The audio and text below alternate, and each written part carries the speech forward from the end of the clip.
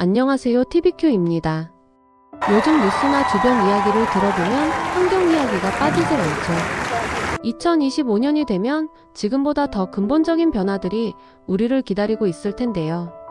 온도가 더 올라간다, 해수면이 더 높아진다, 이런 얘기들만 들어도 조금 무섭다는 생각이 들어요.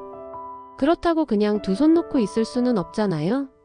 그래서 오늘은 다가올 환경변화에 우리가 어떻게 대처할 수 있을지 5가지 방법을 이야기해 볼게요. 첫 번째는 에너지 사용 습관을 바꾸는 거예요. 전 세계적으로 재생 가능 에너지가 뜨고 있잖아요. 태양광, 풍력 같은 거요. 우리도 가능하면 전기를 아껴 쓰고 필요 없는 불은 꼭 끄고 재생 에너지를 사용하는 제품이나 시스템을 활용하는 작은 노력들이 큰 변화를 만들어낼 수 있어요. 두 번째는 탄소 발자국을 줄이는 겁니다. 간단하게 말하면 우리가 사용하는 물건이나 먹는 음식, 이동수단이 모두 이산화탄소를 배출하거든요.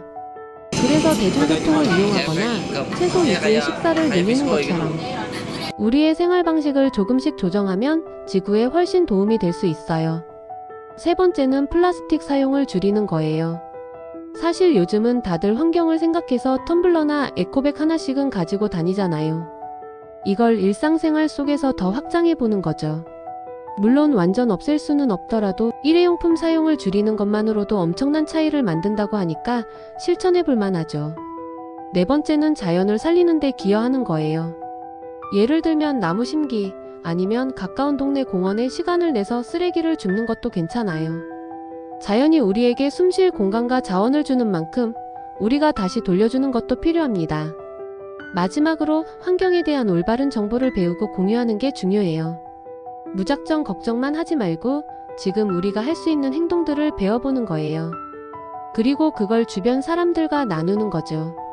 작은 대화 하나가 새로운 시작이 될 수도 있으니까요. 결국 2025년을 대비해 우리가 해야 할 일은 크게 보면 5가지예요. 에너지를 아끼고 탄소 배출 줄이고 플라스틱 덜 쓰고 자연을 돌보고 환경에 대한 정보를 배우고 나누는 것. 이 5가지가 모이면 우리가 마주하고 있는 환경 문제를 조금씩 하지만 확실하게 변화시킬 수 있을 거예요. 지구를 지키는 건 거대한 일이 아니라 우리 모두가 조금씩 실천하는 작은 행동에서 시작한다는 걸 잊지 말아요. 2025년에도 마찬가지로 이렇게 만든 변화가 진짜 큰 힘이 될 거니까요. TVQ 좋아요, 구독 부탁드려요.